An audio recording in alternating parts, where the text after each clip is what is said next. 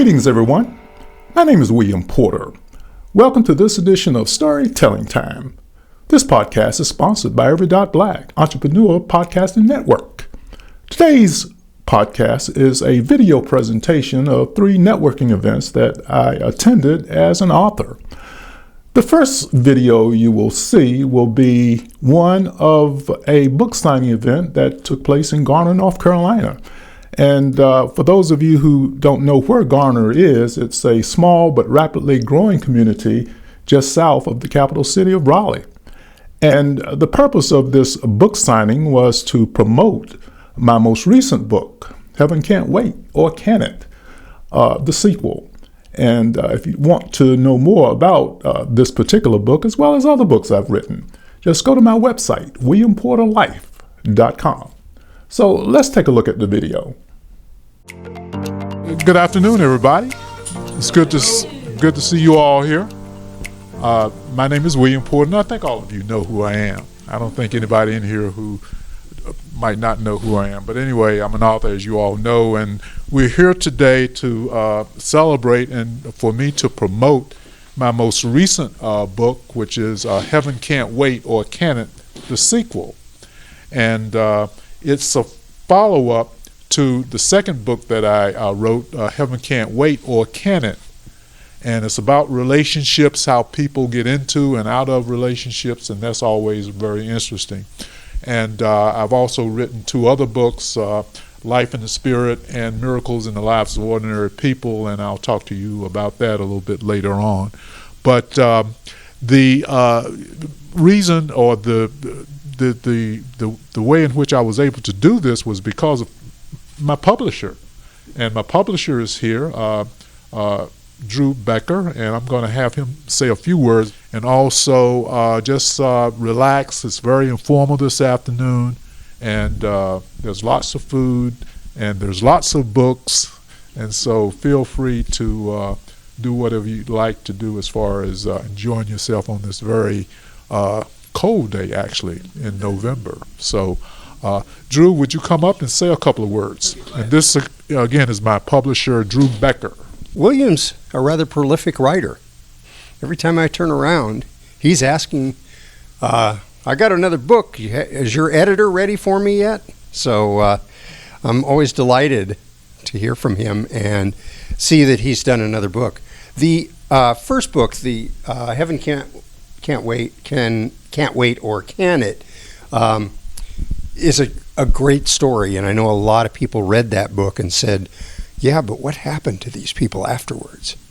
And so William wrote the sequel to kind of continue with the story and let people know more about that. I'm very proud to be the publisher and to be able to be the person that's enabling him to get these books out so that people can read them, because they are inspirational, and I think they can help people with their lives a lot. So that's one of the reasons that I like to work with him. The other thing is, he's a gentleman, as we all know. He's a great guy. We really, if you know him at all, you know that he's kind, he's considerate, he's just a really special person. And the fact that he has this gift to write is wonderful. And the fact that he's using this gift to write is even better, because there are a number of people out there that do have that gift but are not working on their books, aren't doing those kinds of things. So again, it's been my pleasure to work with him, and I look forward to seeing you all probably in a year or less when he has another book out. So, because I know he's writing another one, are you not? So thank you for the time here. Thank you a lot, Drew. Really appreciate that. Those kind words, very kind words. And as far as the books are concerned, the 2 to my right are my non-fictional books, Life in the Spirit and Miracles in the Lives of Ordinary People. As far as Life in the Spirit is concerned, that is the reason why I started writing books in the first place. And the very first chapter has my daughter in it. She gave out a gas on the Beltline here in Raleigh, North Carolina, about 5-6 years ago. And she was about 1.5 miles from the nearest gas station, and she was able to get to that gas station. Of course, with God's help, she indicated to us at the time, and so I decided to write a story about it. And so that's what got me started in writing in the first place, because of her issues at the time. And fortunately, she doesn't have those issues now. She keeps her gas tank filled with gas, so I don't have that problem. Maybe other concerns, but not that problem. And then the next book, and let me show you. That's Life in the Spirit. It has 15 short stories. And by the way, there are some posters over here to my right, and it gives there's a picture of her filling up her gas tank, as a matter of fact. And also next to that is another picture of me and my brother going from Raleigh to Garner, and we had an issue with the freight train. And so I'll let you read that also in Life in the Spirit. And this is the second book, second nonfiction book, Miracles in the Lives of Ordinary People. So anyway, have a good afternoon. I hope that you come up and see all what was here. Also take a look at the posters. There's some good food in the back. And just have a good afternoon out from the cold, as long as you would like. Okay.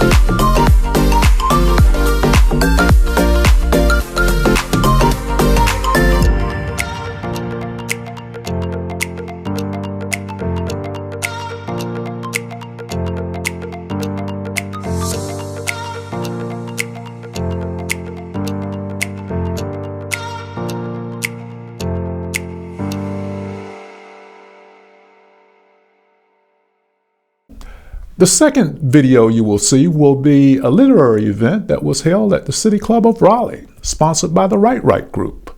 At this particular event, I was one of 8 authors who recited a portion of their book. So let's take a look at this video. So our next author on my left, we're going to switch sides of the table now, is William Porter. He is the author of inspirational books based on biblical principles that may be applied to the life experiences of those who are willing to share their stories and who believe that God has intervened some way in their lives. Dr. Porter was inspired to become an author due to his interest in biblical topics and his experience in professional writing as a college professor. He is a proponent of critical thinking in science education and promotes this concept as an effective means for learning and retaining information in the classroom as well as in everyday life. Good evening. Again, my name is William Porter. I'm the author who writes inspirational books that are spiritually focused and biblically based. I write about the experiences that people have that are unusual, extraordinary, and sometimes even miraculous. To date, I've written 4 books. Life in the Spirit is a non-fictional work about the experiences that people have that they believe were divinely inspired. And my 3rd book is my 2nd non-fictional book, Miracles in the Lives of Ordinary People. It was published just 1 year ago, September of 2018. And it is about people who, again, believe that God had inspired their experiences. And but in addition to the non-fictional books, I've also written 2 fictional novels. Heaven Can't Wait was published in July of 2017. And my most recent book that was published just this past August of 2019, Heaven Can't Wait, the sequel. I'm very excited about that. But my reading tonight will come from Miracles in the Lives of Ordinary People, my 3rd book. And basically it's about a family of 3, Jason, Lily, husband, wife, Terry Lily, and daughter Jessica Lily. And they were on their way to a church event. And unfortunately they had a terrible accident in which Jason was severely injured. And but miraculously, he got through that injury. But the reading that I will do tonight will involve daughter Jessica. Jessica and her mother, Terry, were not injured very much in this particular accident. But Jessica attended college about 4 or 5 weeks later, and she developed her own situation as far as having to overcome. And that's where my reading will start from tonight. So it's very good to be with you. My website is williamporterlife.com if you'd like more information.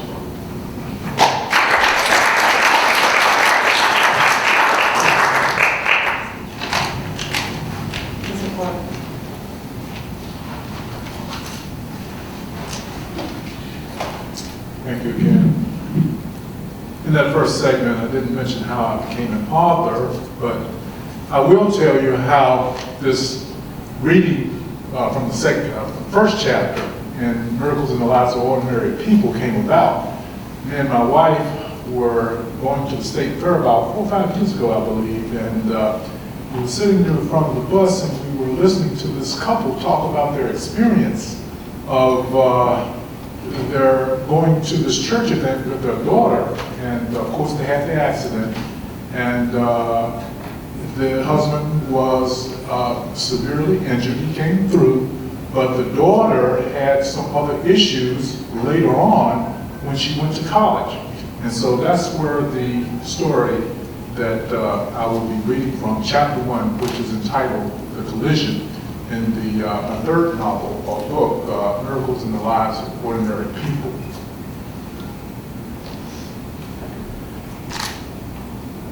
After leaving class one day, Jessica noticed a lump on her wrist, which continued to grow to the point of being very uncomfortable.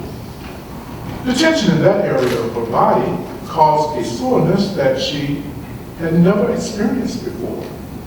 Not only that, but the appearance of the lump was unsightly, to the point where her friends began to look at her in a strange manner, and most of them gradually drifted away.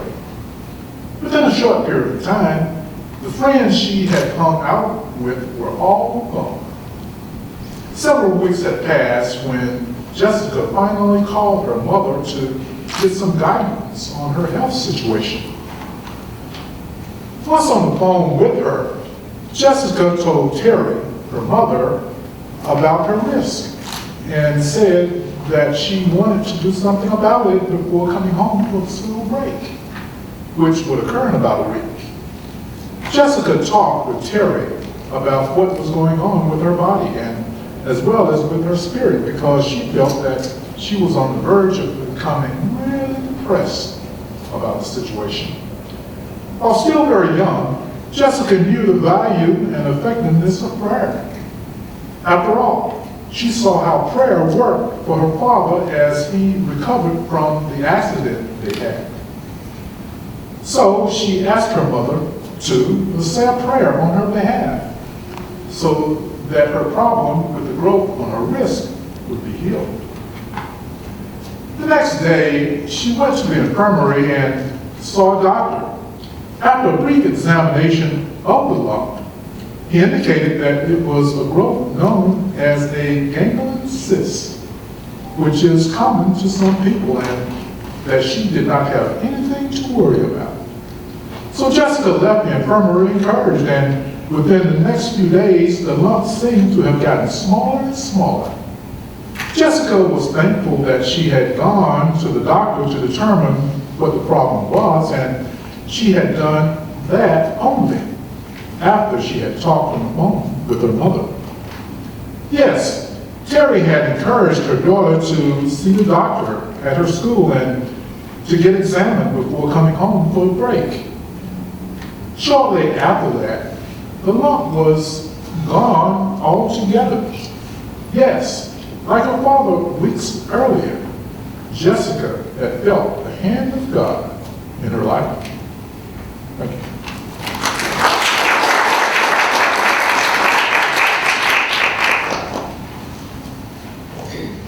Thanks so much. The third video you will see will be a Toastmasters meeting held again in Raleigh, North Carolina. And at this meeting, I gave a short talk. So let's take a look.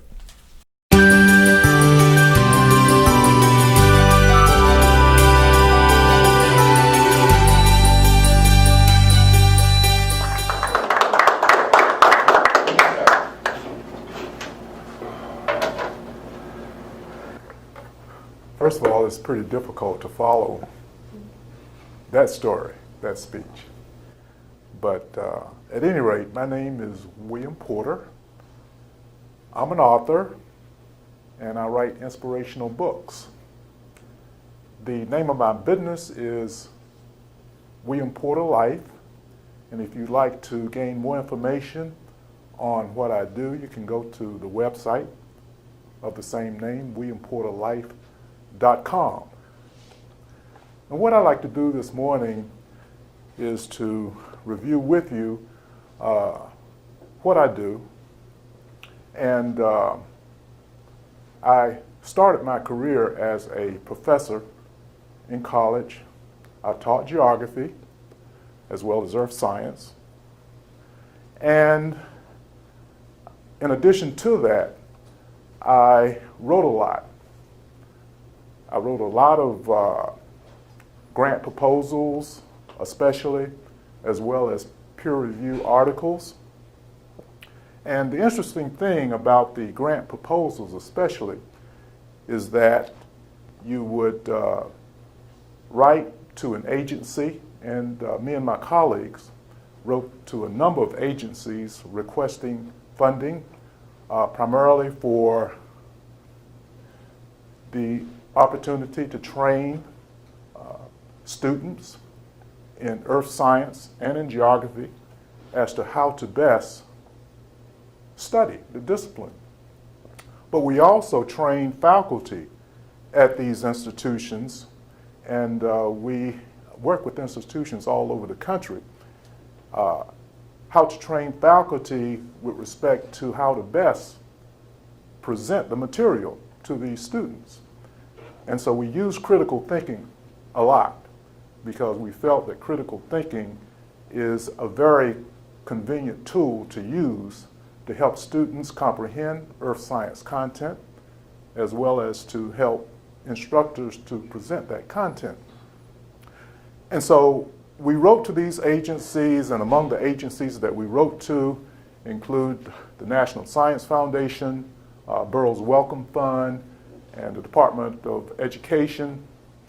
And me and my colleagues would often write a proposal. It would take 2 or 3 weeks, a month, sometimes even 2 months to structure the proposal, and eventually we would complete it, hopefully reaching a deadline, and we would submit that proposal to one of these agencies. Well, of course, the hope was that the agency would send us the proposal back to us, accepted for funding. Well, sometimes this was the case, but most often the agency would send back our proposal with a lot of red marks, and we had to do it all over again. We had to submit the proposal. We were instructed as to the various components of the proposal, including an introduction, a body, and a conclusion. And so sometimes after 2 or 3 attempts, we submitted the proposal and it was accepted. And we were fairly fortunate because we received funding in many cases for over $1 million. And so we were able to instruct students as well as faculty in the area of earth science as to how to best comprehend and instruct in this particular area. And even before then, my background goes back to when I was little, growing up in the church and attending Sunday school and listening to a number of sermons, hundreds of sermons, expressing the golden rule, what we should do and what we should not do in terms of ethics. And so after my work career, I retired, which was about 7 years ago. And I began to wonder exactly what am I going to do in retirement. One of the worst things that you can do in retirement, or one of the worst things you can do, period, is to become idle, to not have goals. And so it was a significant concern. It was a concern that I would have something to do in retirement. And so 5 years into my retirement, I decided that I needed to do something. I thought about becoming a greeter at Walmart. I thought about becoming a substitute teacher.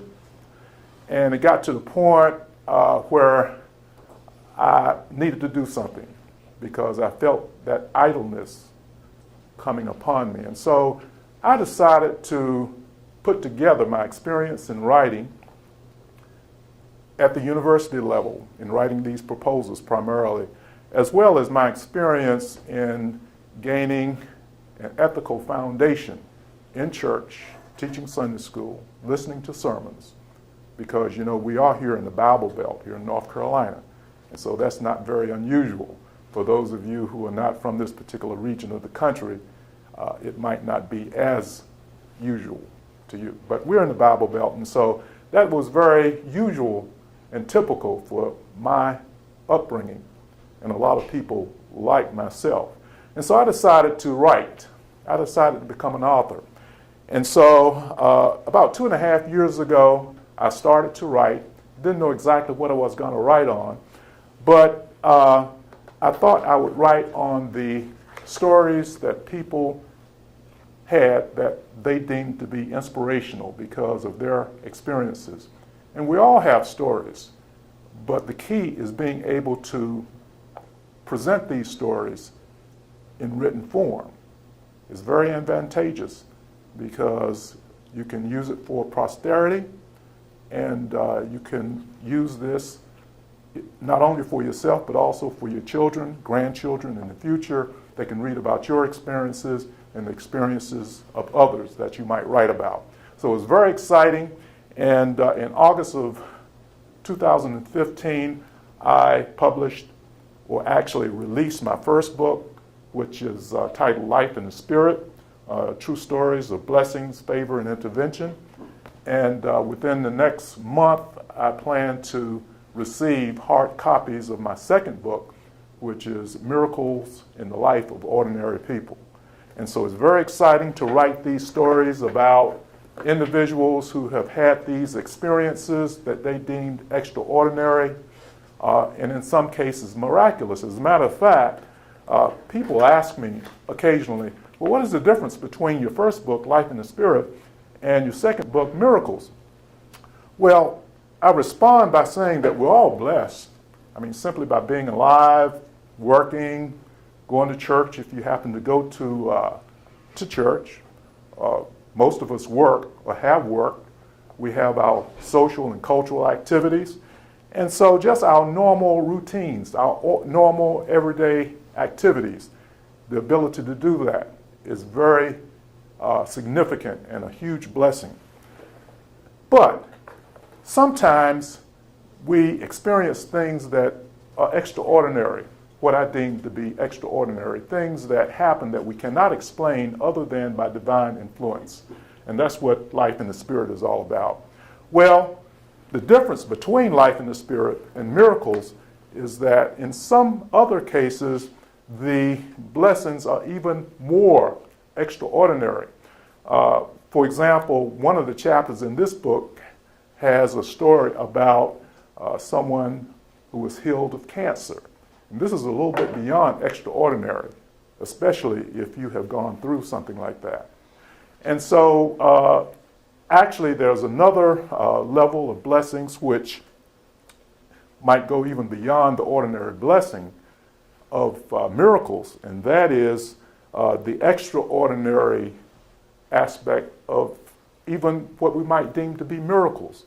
I was just listening to a minister this morning, in fact, and he described how this young person had gone to this theme park, and they had, as a result of an accident, had severed a part of her fingers. And she prayed about it, and she asked for healing of that particular situation.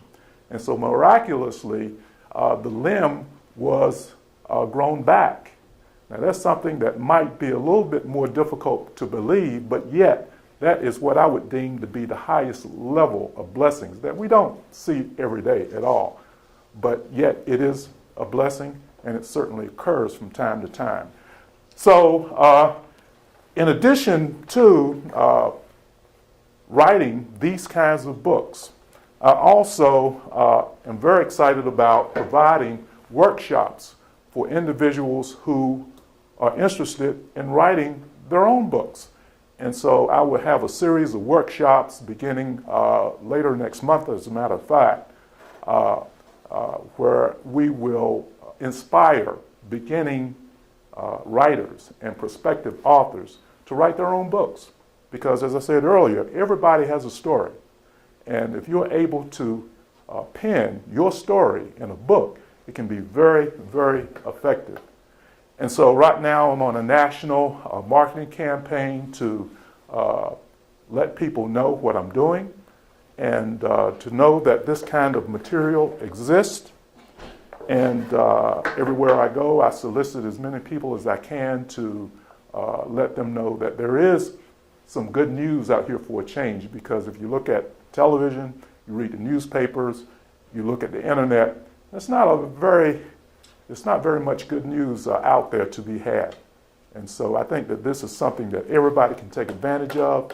And so if you'd like to read some good news for a change, and if you'd like to possibly write your own good news of your own story or someone else's story in the form of a book, again, these workshops will be offered first locally, but I plan to take this nationwide to every state in the Union.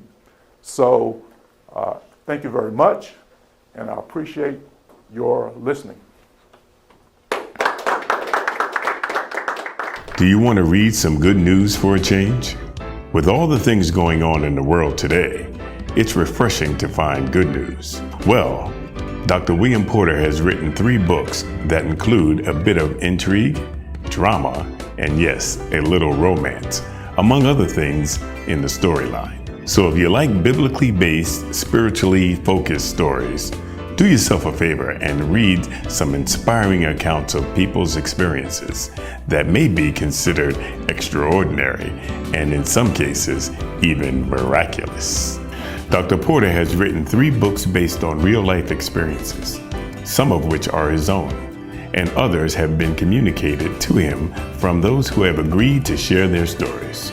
Life in the Spirit was his first book, which is a non-fiction collection of short stories documenting people's experiences that they believe to be unique, unusual, and what Dr. Porter calls extraordinary.